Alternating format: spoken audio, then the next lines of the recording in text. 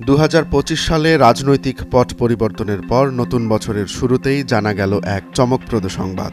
যুক্তরাষ্ট্রের president Donald ট্রাম্পের আমন্ত্রণে বাংলাদেশ জাতীয়তাবাদী দল বিএনপির ভারপ্রাপ্ত চেয়ারম্যান তারেক রহমান এবং আরও দুই নেতা যাচ্ছেন ন্যাশনাল প্রেয়ার ব্রেকফাস্টে। অন্য দুই আমন্ত্রিত নেতা হলেন বিএনপির মহাসচিব মির্জা ফখরুল ইসলাম আলমগীর এবং স্থায়ী কমিটির সদস্য আমির খসরু মাহমুদ চৌধুরী। বিশ্বব্যাপী আলোচিত এই অনুষ্ঠানে এবার নতুন মাত্রা যোগ করবে বাংলাদেশের রাজনৈতিক প্রেক্ষাপট। 10 জানুয়ারি শুক্রবার বিএনপির প্রেস উইং থেকে জানানো হয়, ভারপ্রাপ্ত চেয়ারম্যান তারেক রহমান, মহাসচিব মির্জা ফখরুল ইসলাম আলমগীর এবং স্থায়ী কমিটির সদস্য আমির খসরু মাহমুদ চৌধুরীকে আমন্ত্রণ জানিয়েছে যুক্তরাষ্ট্রের প্রেসিডেন্ট ডোনাল্ড ট্রাম্প।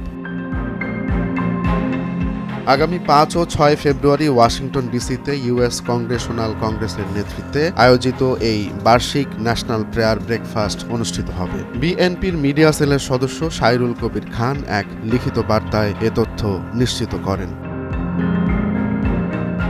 10 জানুয়ারি বিএনপির মহাসচিব মির্জা ফখরুল ইসলাম আলমগীর আমন্ত্রণপত্র গ্রহণ করেন। এটিকে বাংলাদেশ এবং জাতীয়তাবাদী দল বিএনপির জন্য এক গুরুত্বপূর্ণ রাজনৈতিক মুহূর্ত হিসেবে দেখা হচ্ছে, কারণ এই ধরনের আমন্ত্রণ প্রায়ই আন্তর্জাতিক ক্ষেত্রে কূটনৈতিক ও রাজনৈতিক দৃষ্টিভঙ্গি বদলে দেয়, সৃষ্টি করে নতুন সম্ভাবনার।